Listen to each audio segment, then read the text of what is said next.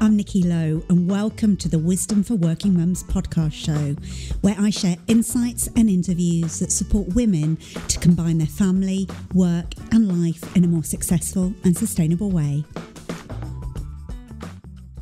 Welcome to this episode. I'm your host, Nikki Lowe, and today I'm talking about the Exhaustion Funnel. I'll be sharing what it is and the 5 steps you can take to avoid falling into it. Or, if you find yourself in it, how to stop yourself being sucked deeper into that exhaustion funnel. And why is it important to talk about now? Well, at the time of recording, it's November 2020, and this year has been a year like no other before. And as working mums, we probably came into 2020 already exhausted from the working mum juggle, managing the double shift of working and managing the domestic load and carrying the invisible load of motherhood. Feeling guilty, trying to mother like we don't work and work like we don't have children. And then COVID hits and most of us went into survival mode. Trying to manage our work and home learning simultaneously, running the home, meeting everybody's emotional needs. And quite frankly, as mums, we probably carried our families through this. So if ever we were at risk of falling into the exhaustion funnel, then this is the year for it. And now we're entering the festive season where expectations on us probably increase. It's ironic that Father Christmas is a male because the Christmas magic is often generated by us women. So now more than ever, I feel this is important to cover. So in today's episode, I'll be covering what the exhaustion funnel is and why it's so important to be aware of it as mothers, and the 5 simple steps you can take to avoid falling into that exhaustion funnel or recovering from it if you find yourself in it. But before we dive in, I'd like to do a listener shout out, and I'd like to thank you, Becky in Dorset, who left a review on Apple Podcasts. And Becky said, a fantastic life-saving podcast. Whenever I feel overwhelmed or my grumpy mum levels are riding high, I would always listen to one of Nikki's podcasts to level myself back out. It's such a valuable resource to me, especially with all that has happened this year. Keep going, Nikki. Thank you, Becky, not only for sharing your words of encouragement, they've really cheered me on, but for taking the time to share and to know that, this is a valuable resource for you means the world to me. You've probably heard me say time and time before, it gets lonely here in podcast land. I never understand truly who's listening and what impact the episodes are having. So when people take the time to share with me, it genuinely makes my day and means the world to me. So if you're listening to this and you've not yet left a review, it would be amazing if you did. You can head over to iTunes or wherever you listen to your podcast. You just rate the podcast and leave a review there. And not only does it help me to continue to create really useful content and relevant episodes for you, it also helps more working mums like you to benefit from the show. Because the way in which it works is the more reviews a podcast gets, the higher in the rankings it is, and therefore the more people who get to see it. It kind of works on that basis. So when you do that, it really does help. So now back to the exhaustion funnel. So how I came to discover about the exhaustion funnel was really through my own journey, and which you've probably heard me talk about on this podcast before. But for those of you that are new to the podcast, who have not heard my story, I ended up experiencing burnout as a mum. And if I'm honest, and if I look back with hindsight, I can absolutely see what led me to that burnout journey.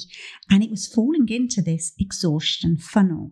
Now, this concept isn't something that I've just made up. It's actually a real concept that was developed by a professor called Marie Asberg, who's an expert on burnout. And she developed it. She works for the Karolinska Institute in Stockholm. And she developed this concept of the exhaustion funnel. And what she talks about is really a downward spiral of exhaustion and burnout. And that was absolutely my experience with my first child. I kind of found very early on in my motherhood journey that I felt really drained. And I think there were a number of different influences on that. I think motherhood with a newborn is absolutely draining. We're losing our sleep. We're giving all of our time and energy and resources to keep this little precious bundle alive and well and happy. My kind of journey also coincided with my son being diagnosed with a hole in his heart when he was 5 weeks old. So we were in and out of hospital, and I was a vulnerable new mum who, just wanted to protect her precious bundle, and felt that he was, this really vulnerable. And I felt completely out of my depth with my first child, also not having my own mum around because my mum had died before I became a mum. And I kind of found myself getting sucked into this exhaustion funnel. But I think regardless of whether, you're a mum that had that experience of being in and out of hospital with a child, I think the concept still applies, because without a shadow of a doubt, motherhood is one of the most wonderful blessings we can have. But I think that means that we can sometimes feel really guilty for talking about when we're struggling or when we are exhausted. And I know that was my experience. I felt so drained that I assumed I was doing it wrong because nobody else was talking about this. They were talking about how amazing it was. And so I really am passionate about talking about this to normalise the struggle, really. I also assumed that because I was feeling so drained, I was somehow kind of weak and incapable as a mum. That message that being a mum is one of the most natural things in the world. Our bodies are literally designed to give birth and sustain life. But, if we look back over generations, we wouldn't have been doing it in the way that we now do it in our modern culture. We would have had that village around us to support us. But we still seem to hold ourselves accountable in the same kind of way. And I also saw a lot of mothers who seem to be thriving. And I think we particularly see that now with social media, a lot with the celebrities who appear to bounce back, if such a thing exists, and just look amazing and seem that they've done it so effortlessly. And because I didn't, I felt like I was not only doing it wrong, but somehow I was wrong as a mum, that I was a bad mum and a person. So there was a lot of guilt and shame attached to that. It meant that I kept showing up in my life in a way that I thought I was meant to, that if I was a good mum and a good wife, I kind of prioritised everybody else's needs and sidelined my own physical and emotional and mental needs to kind of support my family. And I did what I was supposed to do, or at least what I thought I was supposed to do, without complaining. And I believed that kind of wanting more or doing things for myself made me somehow selfish, or made me needy or weak or kind of a bad mum. And that's where I found myself in kind of this exhaustion funnel spiraling down. And so when I came across this as actually a professional concept that, has been studied and researched, it was music to my ears, because it actually put a framework around my own personal experience. So to explain what this exhaustion funnel is if you imagine a funnel, but if you were kind of filling up, a petrol can, you might use one of these funnels to pour in. So it's wider at the top. And at the top of the funnel really would exist a balanced and fulfilled life, as much as, that exists. But we have this kind of ebb and flow between kind of demands and then replenishing.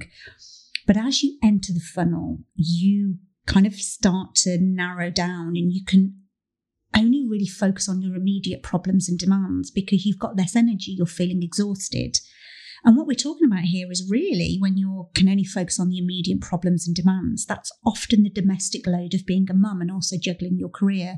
So you're focusing on kind of sustaining and nourishing, properly feeding and, supporting your family and turning up and delivering what you need to at work.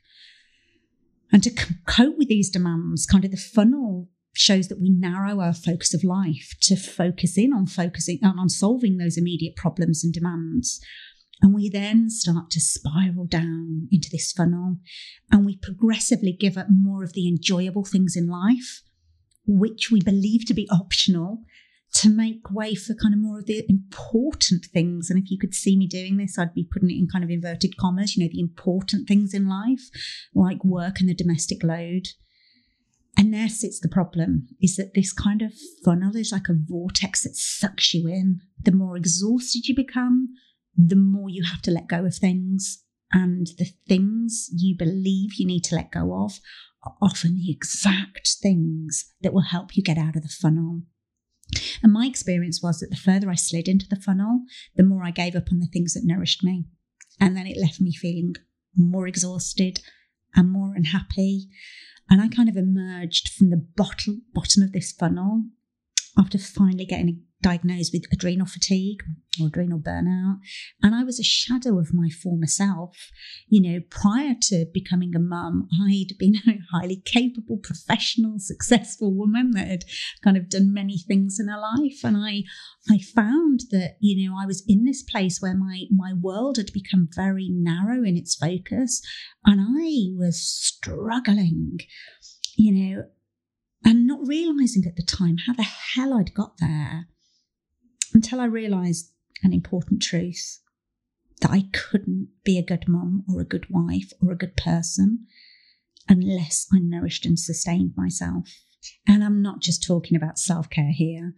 I'm talking, more about self-preservation, about preserving that part of you that just gets lit up in life. And as the brilliant Sarah Jenks says, it wasn't until I realised I needed to be the star of my own life rather than the stage crew for everybody else's that I could get myself out of this exhaustion funnel. And one of the key things to focus on if you find yourself getting sucked into that exhaustion funnel is the balance of drainers and sustainers in your life. And I think this is particularly important this year in 2020 when life has changed for so many of us during the pandemic. And we find ourselves probably without access to some of our things that would sustain us, and there being more things that drain us. So drainers are the things, the situations, the habits, or the people in your life that deplete you and your energy. And drainers are likely to pull you deeper into the exhaustion funnel. And the reality is that parts of being a mum are draining, despite how much we love our children and they bring us joy. And sustainers are the things or situations or habits or people that energize and nourish you. They kind of contribute to your well-being and vitality. They could be physical, mental, emotional, spiritual vitality. And they also help you to feel kind of grounded and connected and whole. They tend to bring you kind of peace and joy, and they literally sustain you. And I think it's really important to be aware that, our culture doesn't necessarily acknowledge or support us as mums to do things that sustain us. I think there can be a lot of judgment when we do things to sustain ourselves. But if there's one thing that I learned on my kind of burnout journey, unless I pay attention and take responsibility to sustain myself, life will drain me and I cannot show up for myself or my family then in a way that I want to. So I wanted to share with you 5 steps that you can take to help keep you out of the exhaustion funnel, or if you find yourself falling into it, to kind of stop yourself being sucked deeper and find your way out of it. And the first step is to identify your drainers. And I'm talking here without judgment. Start to notice what or who steals your energy. What things trigger you into unhelpful emotions. It might make you feel anxious or resentful or angry. And this could be, social media. It could be the news. It could be the morning routine in your household. We had a recent situation in our house where I'd noticed that we got into this pattern of our morning routine just being really chaotic. And I would kind of get everybody out the house and where they needed to be and sit down at my desk to do my work. And I'd be absolutely exhausted. And I just got to the point where I was like, this can't continue. Something's got to change. And I just started to notice it. And that was the first step. The second step is to identify your sustainers. Start to notice what makes you feel more energized. And it will probably include the obvious things of things like nutrition. When we eat well, we tend to feel like we've got more energy, getting the best quality sleep we can. And I get it, as mums, that's not always within our control, but controlling the controllables around that. It's about exercise. But actually, I prefer the term movement because often intense exercise, when we're already feeling exhausted, can leave us feeling more depleted. So I try and pay attention if I'm going anywhere near the exhaustion funnel. I try not to do high intensity workouts. I tend to focus on working in more than working out, because working out requires an energy that you might not or have at that point, and also mindfulness. But it will also include some very unique things for you. Try and identify what your sustainers are without judgment. What makes you feel alive and fully you could be very different to what makes the next person feel alive. And this is about paying attention and trying to cut out the external noise about what you should or ought to be doing to sustain yourself, but just noticing what is.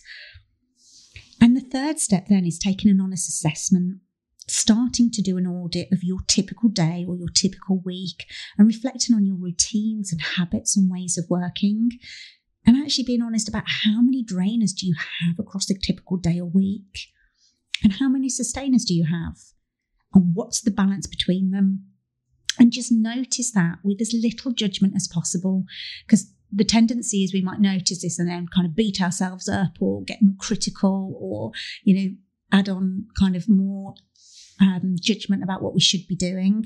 And that's not the point here. It's just taking a really honest assessment and noticing, because what we become aware of, there's a saying in coaching and therapy that awareness is curative. Just being aware of it, we can make the shifts. And so then the next step, so the fourth step, is about limiting your drainers. It's about looking at those things that drain you and start to consider which ones are within your control. And if they're not within your control, what could you do to influence reducing them or eliminating them? What could you do to change the way you interact with them to reduce their impact? So I mentioned earlier that our morning routine in our house just wasn't supporting me. It wasn't sustaining me. It was really draining me. And I tried a few things, and part of this is about experimenting. So I tried getting more sleep, and I tried, and that didn't really help, which was weird because I always assume that, sleep is the answer to everything. I'm literally a better human when I sleep more. But I was noticing that even if I lay in bed longer, that wasn't helping. So I actually tried something different. And what I did was set my alarm early. And I have to do that really early in our household because my children are both early risers, particularly my son. He's known to rise, 5 o'clock most days. So what I was doing was setting my alarm for as early that felt sustainable. And I would just get up and come down into the kitchen without any of my children, without any of the family members, and just sit and light a candle and gather myself together and gather my thoughts together. You might call it a meditation, but I didn't really even focus on that. I started to do this kind of sacred start of a morning that was just some peace and quiet where I could collect myself together and be whole before anybody needed anything from me. And I actually found that was a far better way for me to start my day. Even if I kind of needed sleep, I found that if I took those extra 10 minutes to come and do that rather than get the sleep, that for me was actually more of a sustainer. So that's why I say it's about doing this without judgment, just experimenting and see what works for you. And that was something that was within my control. The next step, the final step, is about increasing your sustainers. And it's about reflecting again on your daily routine and thinking about ways you can add or increase the stuff that sustains you. And it doesn't need to be big or bold changes. It could just be little micro shifts that make your daily routine sustain you. It might be putting on a piece of music that uplifts you while you're having a shower. It could be lighting a candle that's got a particular smell that just makes you feel a bit more joy. So these don't have to be big changes, because I think when we're already in that exhaustion funnel, we can't make big changes. We literally haven't got the energy to do it, or, it's difficult to create the mental space to even contemplate it. So all this is about is making small changes in your life that kind of support, sustain and nourish you, and to adjust the balance between your kind of drainers and sustainers, to prevent yourself being sucked into that exhaustion funnel. And I think ultimately it's about giving ourselves the permission to do this, because I know from my own experience, it wasn't until I hit the rock bottom that I actually took off these unhelpful beliefs that kind of putting myself anywhere near the top of my kind of needs list was something that I could do. And hopefully me sharing my journey helps you in some way to not get sucked into that exhaustion funnel, or at least if you find yourself in it, not getting pulled further into it.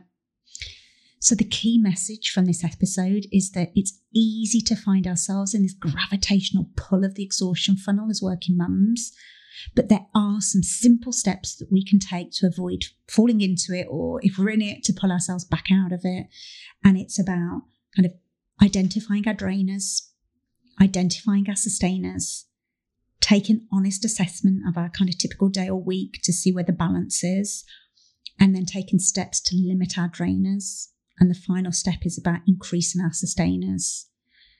And I hope this has been useful, having those insights into the exhaustion funnel and what you can do to avoid it. And this year, more than ever, we need to be aware of the risk and the impact of it. As always, I love to hear from you. So head over to social media. You can find me on Instagram, Nikki_Wisdom for Working Mums, over on Facebook, Wisdom for Working Mums, or always head over to the website, wisdomforworkingmums.co.uk, and make contact there, because I'd love to hear from you. Until the next time, take care and thanks for listening. If you've enjoyed this episode of Wisdom for Working Mums, please share it on social media and with your friends and family. I'd love to connect with you too. So if you head over to wisdomforworkingmums.co.uk, you'll find a link on how to do this. And if you love the show and really want to support it, please go to iTunes, write a review and subscribe. You'll be helping another working mum find this resource too. Thanks so much for listening.